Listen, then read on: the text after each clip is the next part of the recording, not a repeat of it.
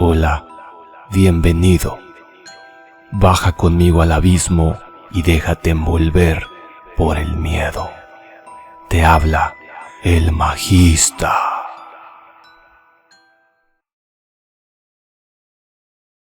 Cuando iniciamos nuestro paseo, el sol brillaba intensamente sobre Múnich y el aire estaba repleto de la alegría propia de comienzos del verano. En el mismo momento en que íbamos a partir, el señor Delbrück bajó hasta el carruaje sin detenerse, a ponerse el sombrero y tras desearme un placentero paseo, le dijo al cochero, sin apartar la mano de la manija de la puerta del coche: «No olvides estar de regreso antes de la puesta del sol. El cielo parece claro, pero se nota un frescor en el viento del norte que me dice que puede haber una tormenta en cualquier momento. Pero estoy seguro de que no se retrasará», sonrió, «pues ya sabe qué noche es». Johann le contestó con un enfático «Sí, señor Delbrück», y llevándose la mano al sombrero, se dio prisa en partir. Cuando hubimos salido de la ciudad, le dije, tras indicarle que se detuviera: «Dígame, Johann, ¿qué noche es hoy?». Se persignó al tiempo que contestaba lacónicamente: «Noche de brujas», y sacó su reloj, un grande y viejo instrumento alemán de plata, tan grande como un nabo, y lo contempló, con las cejas juntas y un pequeño e impaciente encogimiento de hombros. Me di cuenta de que aquella era su forma de protestar respetuosamente contra el innecesario retraso, y me volví a recostar en el asiento, haciéndole señas de que prosiguiese. Reanudó una buena marcha, como si quisiera recuperar el tiempo perdido. De vez en cuando, los caballos parecían alzar sus cabezas y olisquear suspicazmente el aire. En tales ocasiones, yo miraba alrededor, alarmado. El camino era totalmente anodino, pues estábamos atravesando una especie de alta meseta barrida por el viento. Mientras viajábamos, vi un camino que parecía muy poco usado y que aparentemente se hundía en un pequeño y serpenteante valle. Parecía tan invitador que, aún arriesgándome a ofenderlo, le dije a Johann que se detuviera, y cuando lo hubo hecho, le expliqué que me gustaría que bajase por allí. Me dio toda clase de excusas y se persignó con frecuencia mientras hablaba. Esto, de alguna forma, excitó mi curiosidad, así que le hice varias preguntas. Respondió evasivamente, sin dejar de mirar una y otra vez su reloj como protesta. Al final le dije: «Bueno, Johann, quiero bajar por ese camino. No le diré que venga si no lo desea, pero cuénteme por qué no quiere hacerlo. Eso es todo lo que le pido». Como respuesta, pareció zambullirse desde el pescante por lo rápidamente que llegó al suelo. Entonces extendió sus manos hacia mí en gesto de súplica y me imploró que no fuera. Mezclaba el suficiente inglés con su alemán como para que yo entendiese el hilo de sus palabras. Parecía estar siempre a punto de decirme algo, cuya sola idea era evidente que le aterrorizaba. Pero cada vez se echaba atrás y decía mientras se persignaba: «Noche de brujas». Traté de argumentar con él, pero era difícil discutir con un hombre cuyo idioma no hablaba. Ciertamente, él tenía todas las ventajas, pues aunque comenzaba hablando en inglés, un inglés muy burdo y entrecortado, siempre se excitaba y acababa por revertir a su idioma natal, y cada vez que lo hacía miraba su reloj. Entonces los caballos se mostraron inquietos y olisquearon el aire. Ante esto, palideció y mirando a su alrededor de forma asustada, saltó de pronto hacia adelante. Los aferró por las bridas y los hizo avanzar unos 10 metros. Yo lo seguí y le pregunté por qué había hecho aquello. Como respuesta, se persignó, señaló al punto que había abandonado y apuntó con su látigo hacia el otro camino, indicando una cruz y diciendo, primero en alemán y luego en inglés: enterrados, estar enterrados, lo que matarse ellos mismos. Recordé la vieja costumbre de enterrar a los suicidas en los cruces de los caminos. Ah, ya veo, un suicida. Qué interesante. Pero a fe mía que no podía saber por qué estaban asustados los caballos. Mientras hablábamos, escuchamos un sonido que era un cruce entre el aullido de un lobo y el ladrido de un perro. Se oía muy lejos, pero los caballos se mostraron muy inquietos y le llevó bastante tiempo a Johann calmarlos.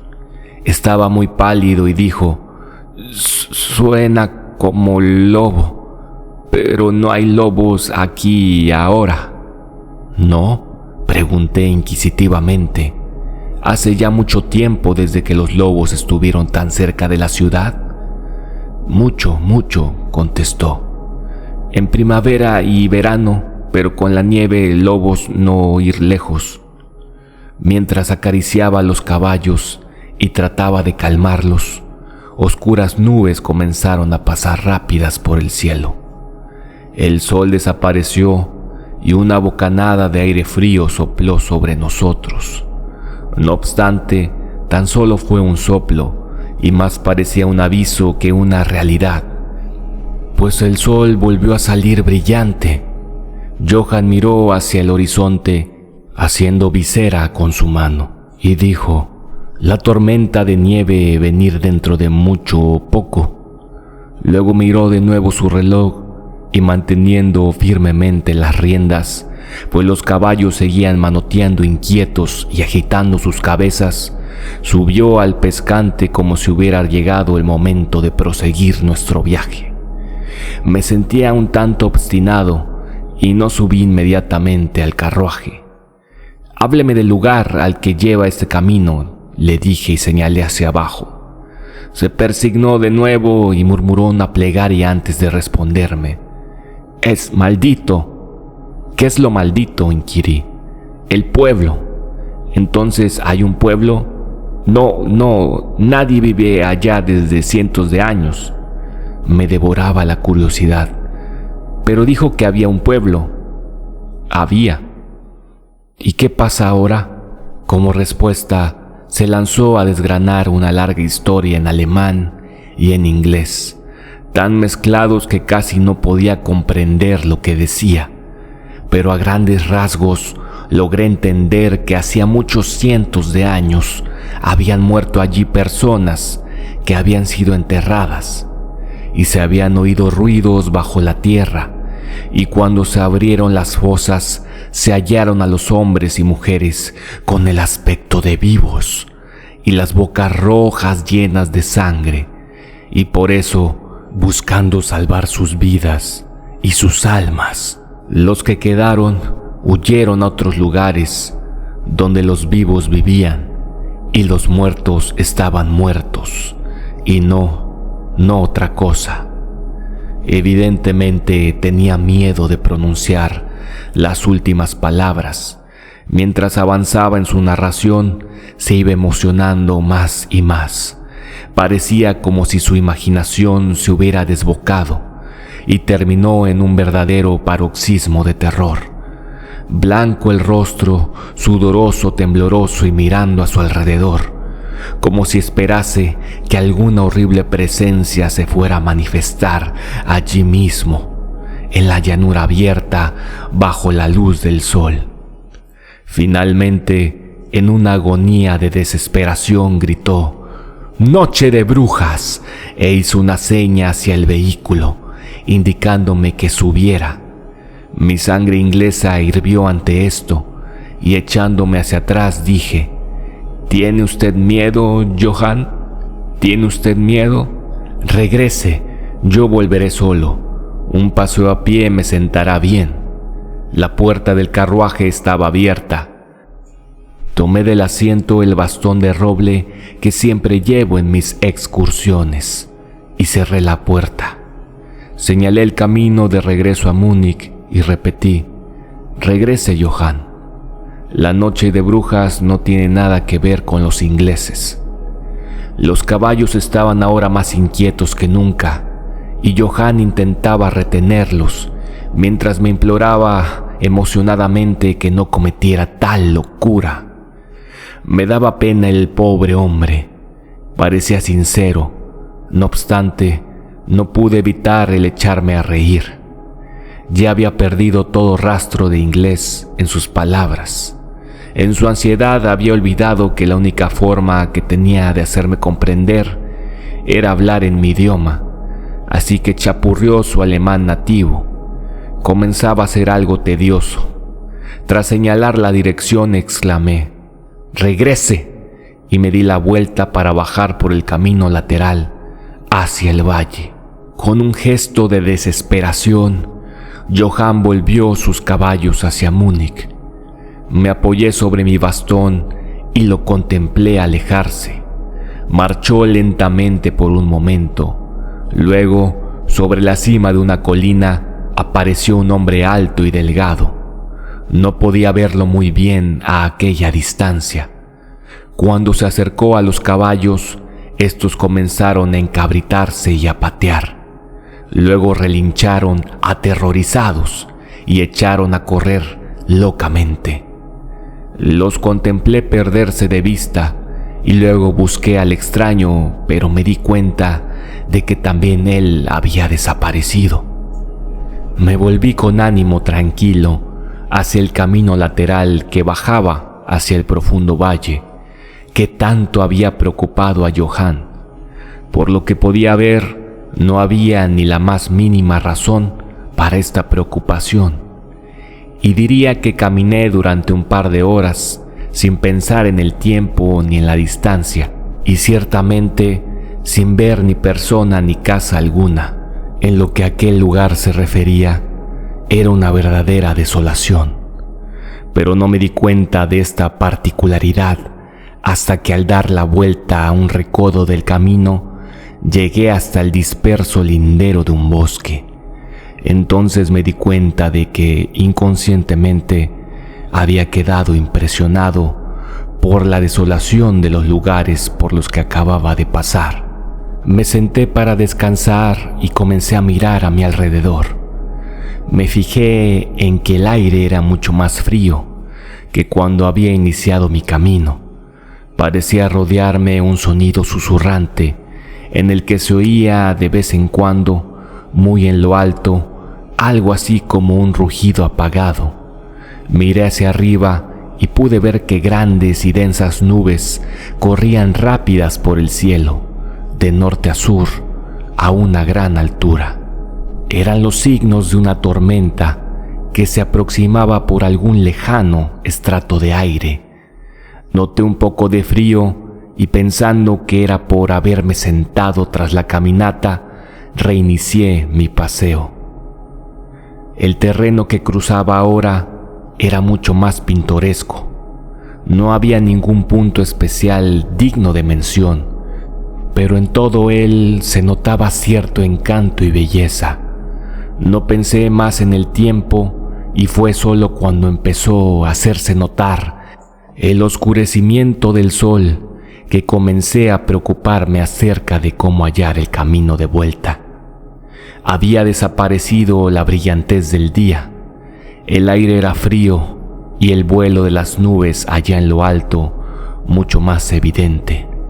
Iban acompañadas por una especie de sonido ululuante y lejano, por entre el que parecía escucharse a intervalos el misterioso grito que el cochero había dicho que era de un lobo.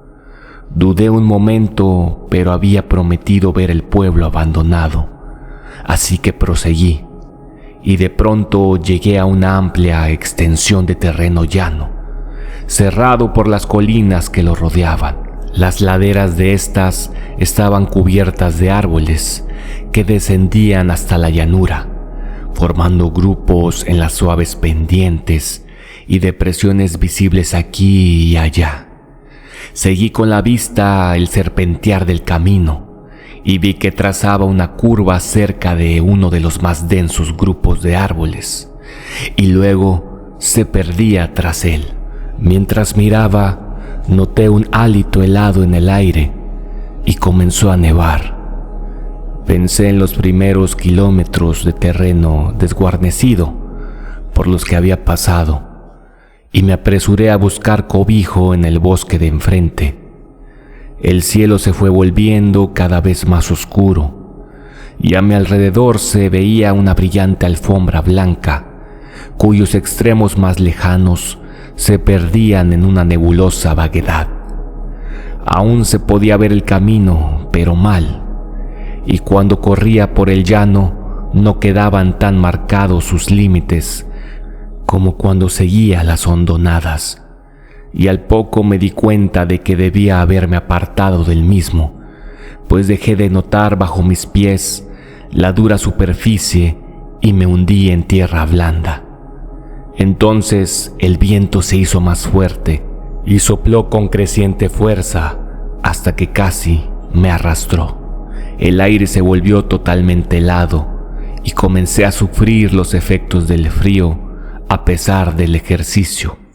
La nieve caía ahora, tan densa y giraba a mi alrededor, en tales remolinos que apenas podía mantener abiertos los ojos.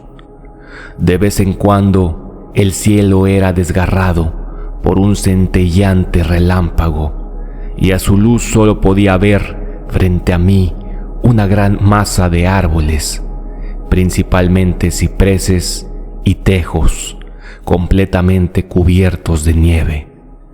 Pronto me hallé al amparo de los mismos y allí, en un relativo silencio, pude oír el soplar del viento en lo alto.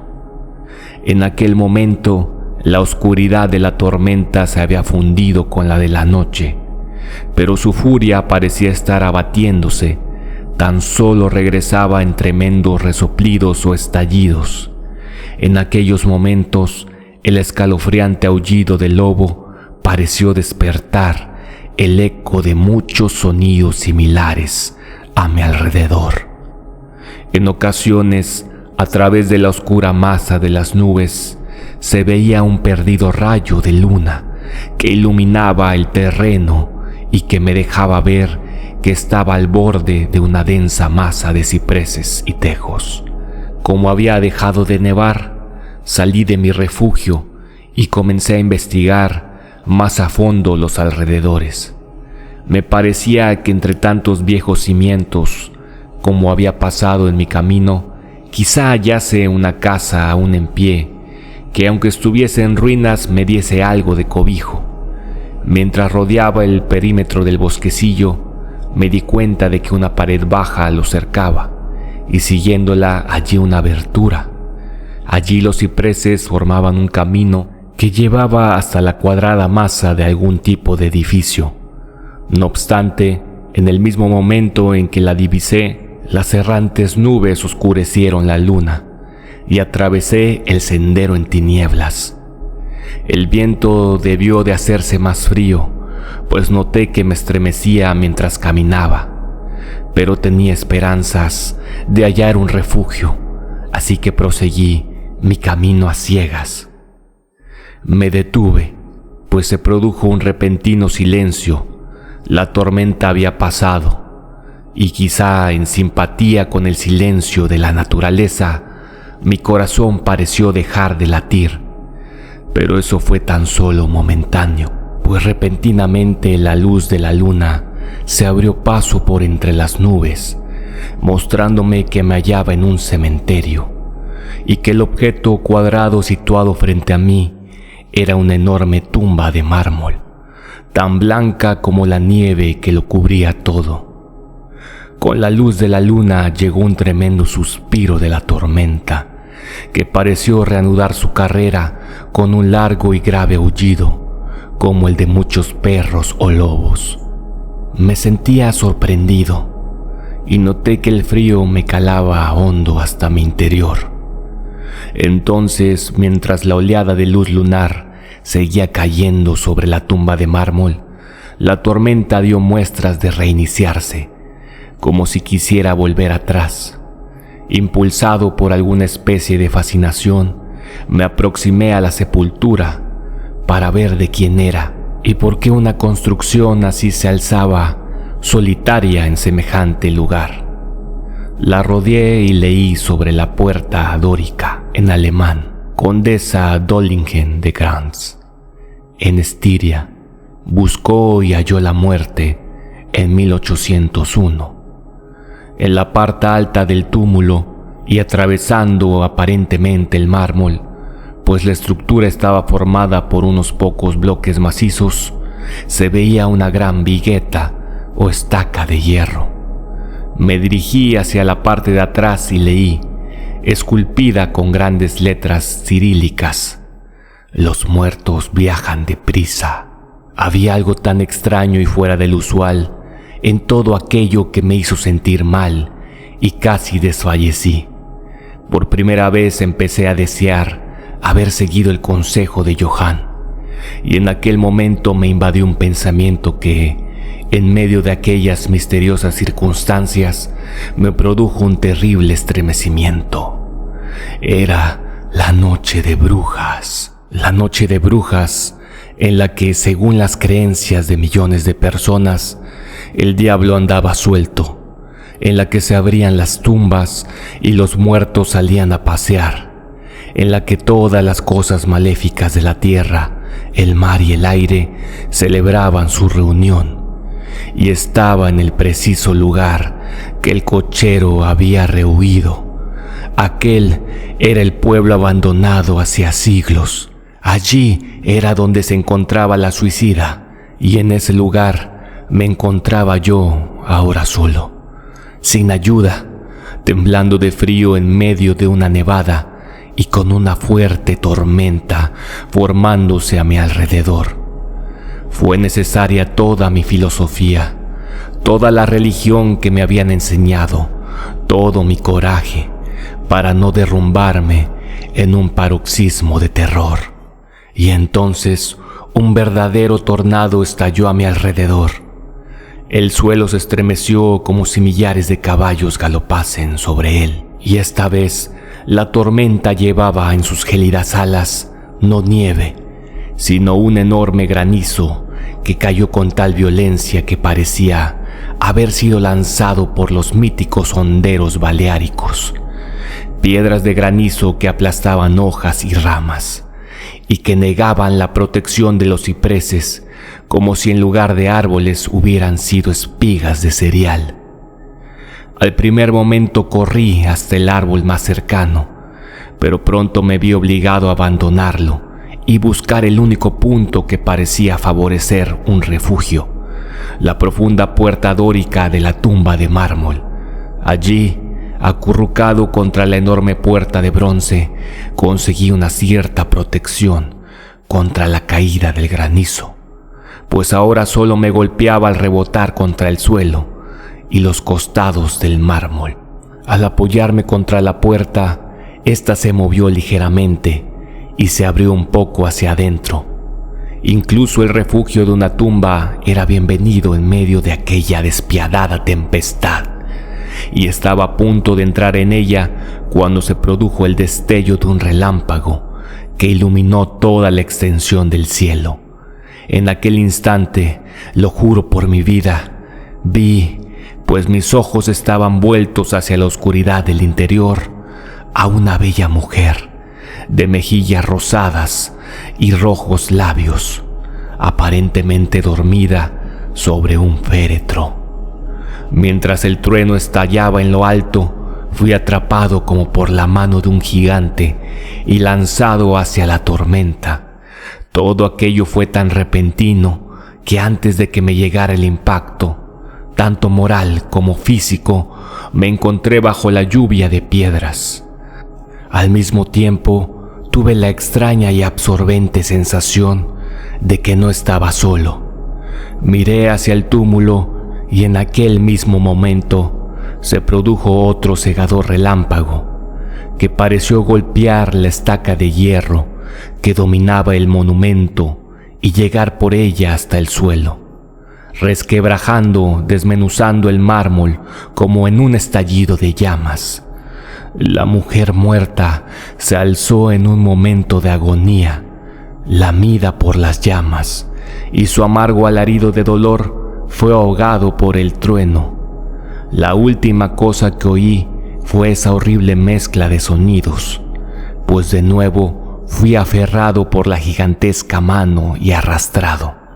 Mientras el granizo me golpeaba y el aire parecía reverberar con el aullido de los lobos, la última cosa que recuerdo fue una vaga y blanca masa movediza, como si las tumbas de mi alrededor hubieran dejado salir los amortajados fantasmas de sus muertos, y estos me estuvieran rodeando en medio de la oscuridad de la tormenta de granizo.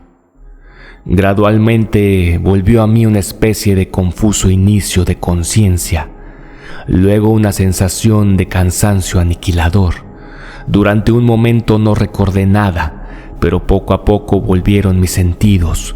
Los pies me dolían espantosamente y no podía moverlos. Parecían estar dormidos.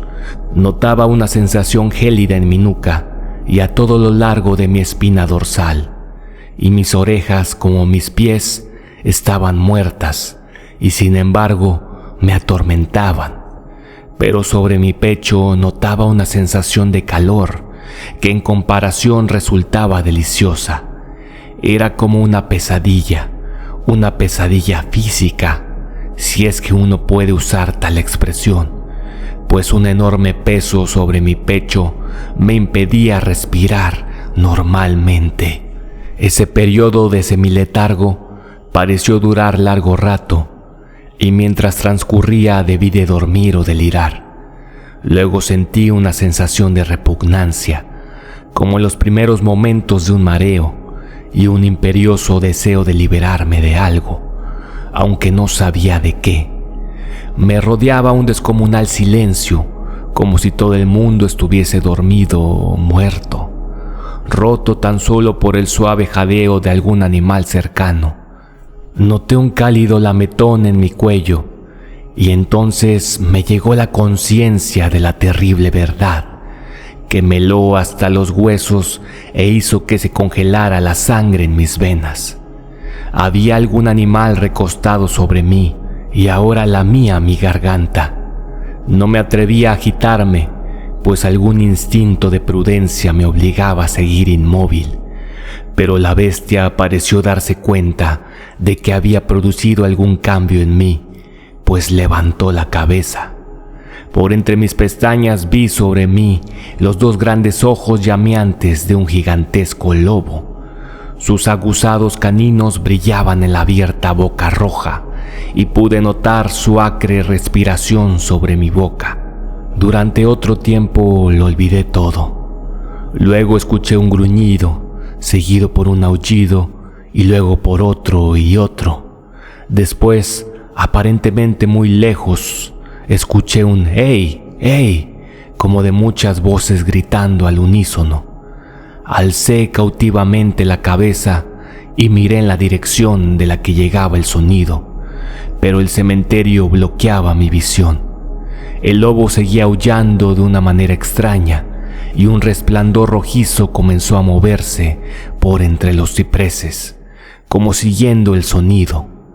Cuando las voces se acercaron, el lobo aulló más fuerte y más rápido. Yo temía hacer cualquier sonido o movimiento. El brillo rojo se acercó más por encima de la alfombra blanca que se extendía en la oscuridad que me rodeaba. Y de pronto, de detrás de los árboles surgió al trote una patrulla de jinetes llevando antorchas. El lobo se apartó de encima de mí y escapó por el cementerio. Vi cómo uno de los jinetes alzaba su carabina y apuntaba. Un compañero golpeó su brazo hacia arriba y escuché cómo la bala zumbaba sobre mi cabeza.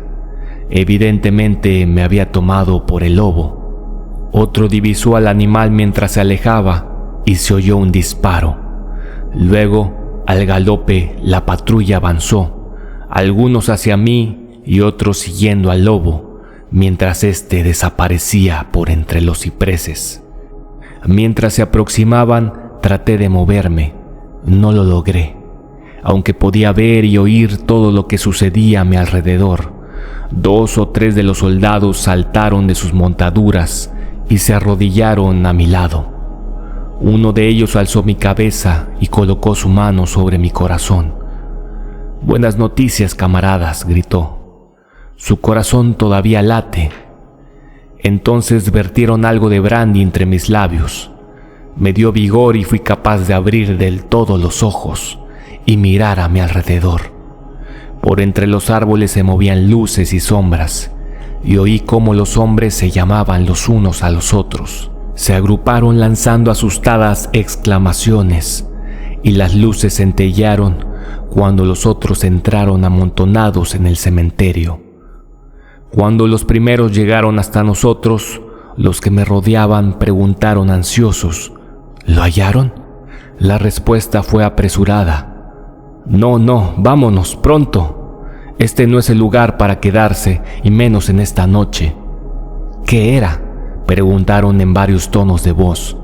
La respuesta llegó variada e indefinida, como si todos los hombres sintiesen un impulso común por hablar, y sin embargo se vieran refrenados por algún miedo compartido que les impidiese airear sus pensamientos. Era una cosa», tartamudeó uno, cuyo ánimo obviamente se había derrumbado. «Era un lobo». «Sin embargo, no era un lobo», dijo otro estremeciéndose. «No vale la pena intentar matarlo sin tener una bala bendecida», indicó un tercer con voz más tranquila. «Nos está bien merecido por salir en esta noche. Desde luego que nos hemos ganado los 1000 marcos», espetó un cuarto. «Había sangre en el mármol derrumbado», dijo otro tras una pausa, «y desde luego no la puso ahí el rayo. En cuanto a él, ¿está a salvo? Miren su garganta. Vean, camaradas, el lobo estaba echado encima de él, dándole calor». El oficial miró mi garganta y replicó: «Está bien, la piel no ha sido perforada. ¿Qué significará todo esto? Nunca lo habríamos hallado de no haber sido por los aullidos del lobo». «¿Qué es lo que ocurrió con ese lobo?», preguntó el hombre que sujetaba mi cabeza, que parecía ser el menos aterrorizado del grupo, pues sus manos estaban firmes sin temblar. En su bocamanga se veían los galones de suboficial. «Volvió a su cubil», contestó el hombre cuyo largo rostro estaba pálido y que temblaba visiblemente aterrorizado mientras miraba a su alrededor. «Aquí hay bastantes tumbas en las que puede haberse escondido. Vámonos, camaradas, vámonos rápido. Abandonemos este lugar maldito». El oficial me alzó hasta sentarme y lanzó una voz de mando. Luego, entre varios hombres me colocaron sobre un caballo. Saltó a la silla tras de mí, me sujetó con los brazos y dio la orden de avanzar. Dando la espalda a los cipreses, cabalgamos rápidamente en formación. Mi lengua seguía rehusando cumplir con su función y me vi obligado a guardar silencio. Debí de quedarme dormido, pues lo siguiente que recuerdo es estar de pie, sostenido por un soldado a cada lado. Ya casi era de día, y hacia el norte se reflejaba una rojiza franja de luz solar, como un sendero de sangre sobre la nieve. El oficial estaba ordenando a sus hombres que no contaran nada de lo que habían visto, excepto que habían hallado un extranjero, un inglés, protegido por un gran perro. ¿Un gran perro? Eso no era ningún perro, interrumpió el hombre que había mostrado tanto miedo. Sé reconocer un lobo cuando lo veo. El joven oficial le respondió con calma.